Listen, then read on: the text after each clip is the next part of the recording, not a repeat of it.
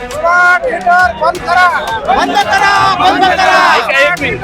Smart smart meter बसून एक minute smart meter बसून गोरगरीब शेतकऱ्यांची आणि नागरिकांची लुबाडणूक प्रशासनानं त्वरित थांबवली पाहिजे.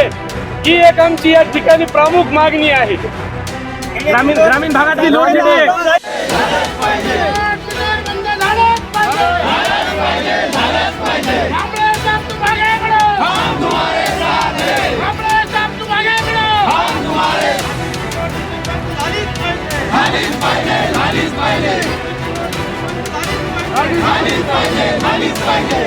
मोर्चामध्ये आम्ही मागणी केली की स्मार्ट मीटर हे संपूर्ण परभणी जिल्ह्यात हे तात्काळ थांबवलं पाहिजे. स्मार्ट मीटरमुळं सगळ्या ग्राहकावर प्रचंड आर्थिकचा लोड त्या ठिकाणी येते. ज्या ग्राहकाला 500 रुपये या ठिकाणी बिल यायचं तर ते बिल आज किमान 2500-3000 रुपये बिल येते. 3 ते 4 पट जास्त बिल त्या स्मार्ट मीटरमुळं संपूर्ण ज्या ठिकाणी मीटर बसवले त्या ठिकाणी मीटरचं बिल येते. अशा प्रकारच्या अनेक तक्रारी शहरामध्ये या ठिकाणी MSEB बोर्डाकडं किंवा माझ्या संपर्क कार्यालयामध्ये या ठिकाणी आल्यात. काल आम्ही या ठिकाणी मागणी केली सरकारला या ठिकाणी किंवा MSEB बोर्डाला की तुम्ही हे मीटर सक्तीनं बसवू नका. जे लोक स्वतःहून म्हणतील की आम्हाला मीटर बसवायचं तर त्यांचं मीटर बसवा. जर या ठिकाणी तो ग्राहक म्हणला की मला मीटर बसवायचं नाही तर ते मीटर बसवू नये. अशा प्रकारची मागणी या ठिकाणी केली. आजही सांगतो मला या ठिकाणी MSEB बोर्डाला सांगायचं की सक्तीनं स्मार्ट मीटर आमच्या भागात बसवू नका हे मला आज या ठिकाणी सांगायचं आहे. आणि सगळ्या ग्राहकाला विनंती करतोय की स्मार्ट मीटर हे म्हणजे काय म्हणते त्याला आपलं रक्त पिण्यासारखंच आहे स्मार्ट मीटर असं म्हणलं.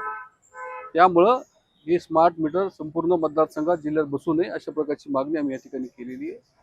आणि स्मार्ट मीटर बसवायचं टेंडर मी त्या दिवशी सांगितलं की अदानी ग्रुप, नागार्जुन ग्रुप हे या अशा 2-3 कॉन्ट्रॅक्टरला या ठिकाणी हे काम दिलंय.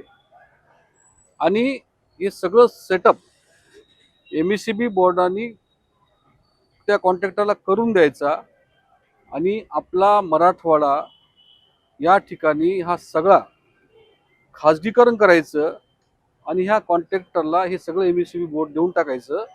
हा खऱ्या अर्थानं याच्या मागचा खरा हेतू आहे. 1000 कोटीची बोगस कामं चालू आहेत याविषयी आपण पालकमंत्र्यांवर टीका केली होती. पण पालकमंत्र्यांनी उलट तुम्हाला 2 वेळेस निवडणुकीत पराभवाचा सामना करावा लागला अशी टीका केली. मला मी तर काही बघितलं नाही तरी मला सांगायचं की ज्यांनी माझ्यावरती टीका केली किती मतांनी निवडून आल्या त्या कालच्या वेळेस 2200 मतांनी 2200 मतांनी पालकमंत्री महोदय निवडून आल्यात. आणि निवडून यायचं कारण एवढंच आहे की त्यांच्या शाळेतला कर्मचारी त्यांनी उभा केला, त्याला पिपाणी चिन्ह या ठिकाणी दिलं आणि त्या पिपाणी चिन्हानं 7500 मतं खाल्लीत. जी मतं आमच्या विचाराची मतं होती, आमच्या पक्षाच्या विचाराची मतं होती, काही सर्वसामान्य माणसाला कळालं नाही म्हणून ती मतं विजय भांबळेचं चिन्ह म्हणून या ठिकाणी पिपाणीला मतं पडली. तो शिक्षक त्यांच्या संस्थेतला होता. 7500 मतं त्यांनी खाली म्हणून माझा 2200 मतांनी पराभव झाला. मागच्या वेळेस सुद्धा 1700 मतांनी माझा पराभव झालेला आहे. फार माझं मार्जिन नाही. 1,15,000 लोकांनी मला मतदान केले मतदारसंघात. परंतु त्यांचे बाबा 2014ला पडले होते, ते 27,500 मतांनी पडले होते. आमचं डिफरन्स बघा, माझा पडण्याचा आकडा बघा आणि त्यांचा पडण्याचा आकडा बघा. त्यामुळं मला घरही बसवलं का काय बसवलं, जनता आज 1,15,000 मतं आज आमच्या विचारानं जोडलेली आहेत. आणि ठीक आहे ना, मी जरी मला लोकांनी काही घरात बसवलं असेल पण लोकांच्या प्रश्नासाठी मला रस्त्यावर यावंच लागेल ना. म्हणून या ठिकाणी त्यांना मला एवढंच सांगायचं की तुम्ही उत्तर फिराफिरी करू नका.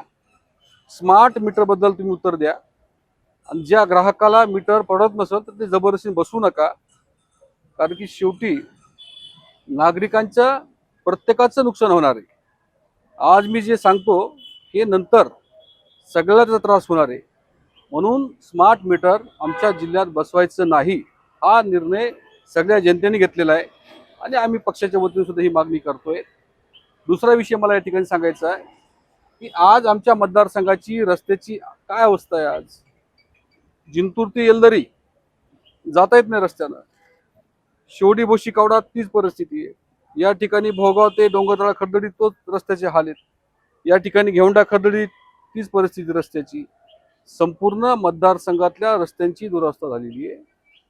आज 2 वर्ष झालं या जिल्ह्यामध्ये मंत्रिपद मिळालेले. कोणते कामं झाली विकासाची? एखादा प्रकल्प आला का? एखादा टेक्सटाईल पार्क आली का? एखादी चांगल्या प्रकारची सूतगिरणी आली का? एखादा कुठला कारखानदारी म्हणजे त्याच्यामध्ये आपण म्हणूया काही मुलांना चांगल्या प्रकारचं MIDC आली का? अशा पद्धतीनं कुठलंही विकासाचं मोठा प्रकल्प आलेला नाहीये. म्हणून मला एवढंच सांगायचं सगळ्या माझ्या जनतेला की आपण या ठिकाणी उद्याच्या स्मार्ट मीटर या ठिकाणी बसवण्यासाठी तुम्ही जो विरोध केला जनतेनं, आजच मी सांगतो की हे मीटर बसू देऊ नका, अशा प्रकारची विनंती या ठिकाणी करतो. फक्त महावितरणमध्ये घोटाळा आहे का बाकी अन्य विभागात पण असा आणखीन एक आता आपण सुरू करू. सिरियल आम्ही सुरू करतोय. हे आता हे महावितरणचं 1000 कोटीचा भ्रष्टाचार, तर इतका मोठा भ्रष्टाचार आहे. मी पत्रकार बंधूंना मी त्या दिवशी विनंती केली की तुम्ही एकदा, मी 4-5 ठिकाणची साईट दाखवतो मी तुम्हाला की त्या ठिकाणी किती बोगस कामं त्या ठिकाणी केलेली आहेत. साधं मला उदाहरण सांगायचं, जे केबल तार आपण MSCBचा बसवतो त्याची जी साईज असती, समजा 105 गेज जर तार असेल एस्टिमेटला, तर फक्त 80चा गेज बसवायचा आणि ते तार ओढून टाकायचं. पोल खोल घालायचं नाही. हे अशा पद्धतीनं बोगस काम चालू आहे. असे अनेक प्रत्येक डिपार्टमेंटचा विषय एक सिरियल आम्ही या ठिकाणी घेणार आहोत. त्यामुळे हे सगळं भ्रष्टाचाराचं आता रॅकेट आम्ही बाहेर काढू. बघा, वारंवार विधानसभेमध्ये सुद्धा विधान परिषदेमध्ये प्रश्न उपस्थित झाला, त्यावरती सविस्तर असं उत्तर देण्यात आलं. मुख्यमंत्री महोदयांनी सुद्धा, मी राज्यमंत्री म्हणून अनेकांना ते मान्य नसेल, पण मुख्यमंत्री महोदयांनी सुद्धा ह्याच्यावरती योग्य असं स्पष्टीकरण दिलेलं आहे. आणि तिथेही मी विनंती केलेली आहे, आपल्या माध्यमातून सुद्धा सर्वांना मी विनंती करते की स्मार्ट मीटरमुळे आपलं वाढीव बिल येते हा गैरसमज आपण काढून टाकावा. कारण की स्मार्ट मीटरमध्ये जी तांत्रिक पद्धतीने जे बनवलेलं आहे, जे टेक्निक आहे, जे मेकॅनिझम आहे, ते आपल्या जुन्या मीटर सारखंच आहे. त्याच्यामुळे वाढीव बिल येते हे एकदम चुकीचं आहे. आणि तो स्मार्ट मीटर खूप जास्त फास्ट पळतं हे म्हणणं अतिशय चुकीचं आहे. एखाद्या अडाणी माणसाने म्हणलं तर एखाद्या वेळेस त्याच्यावरती आपण ठीक आहे, तो अडाणी आहे, त्याला काही कळत नाही म्हणून म्हणू शकतो, परंतु चांगल्या सुजान लोकांनी सुद्धा म्हणून लोकांच्या मनामध्ये गैरसमज निर्माण करणं हे चुकीचं आहे. कारण की दिवसा आपण वीज वापरल्यानंतर 85 पैसे पर युनिट आपल्याला कमी बिल येणार आहे. आणि आपण बघितलं असणार, तुम्ही स्वतःही, मी तुम्हाला विनंती करते, घरी गेल्यानंतर तुमचं मीटर जे बिल आलेलं आहे ते तपासून बघा. जानेवारीमध्ये तुम्ही किती युनिटचा वापर केला, फेब्रुवारी, मार्च, एप्रिल, मे, जून, जुलैमध्ये तुम्ही किती युनिटचा वापर केला हे तुम्हाला समजून जाईल. 300 युनिटच्या वरती वापर केल्यानंतर आपले पर युनिटचे दर सुद्धा हे वाढतात आणि त्या हिशेबाने हे बिल आलेले आहे. त्यामुळे हा गैरसमज मनामध्ये ठेवू नये. 100% आपल्याला राज्यामध्ये स्मार्ट मीटर बसवायचे आहेत आणि बिहार सारखं राज्य सुद्धा 100% स्मार्ट मीटर बसवण्यामध्ये भारतात पहिला नंबर येतो. आपण तर महाराष्ट्र आहे, इथे तर सर्व सुजान नागरिक आहे. आपण सगळ्यांनी पुढाकार घेतला पाहिजे ना, आपल्या आपल्या घरी स्मार्ट मीटर बसवले पाहिजे. स्मार्ट मीटरची सक्ती करणार नाही असं देखील आपण म्हणलं. तो विधान सुद्धा आम्ही खोडून काढलेलं आहे. मुख्यमंत्री महोदयाची घोषणा होती प्रीपेड स्मार्ट मीटरची सक्ती होणार नाही, आणि आताही प्रीपेड स्मार्ट मीटरची सक्ती नाही. ही स्मार्ट मीटर आपल्याला लावायचं आहे. माजी आमदार भांबळे यांनी तुमच्यावर गंभीर आरोप केला. 1000 कोटीची बोगस कामे MSCBची चालू आहेत असा आरोप केला. बघा, त्यांचं काम आहे आरोप करणं, आणि आमच्या जिंतूर सेलूच्या जनतेने दाखवून दिलेले नुसते खोटे आरोप करणं. परंतु 2 वेळा त्यांना घरी लोकांनी बसवलेले, कारण खोटं बोलायचंय, विरोधात आहेत, त्या आरोप करण्याशिवाय त्यांच्याकडे दुसरं काम उरलेलं नाहीये.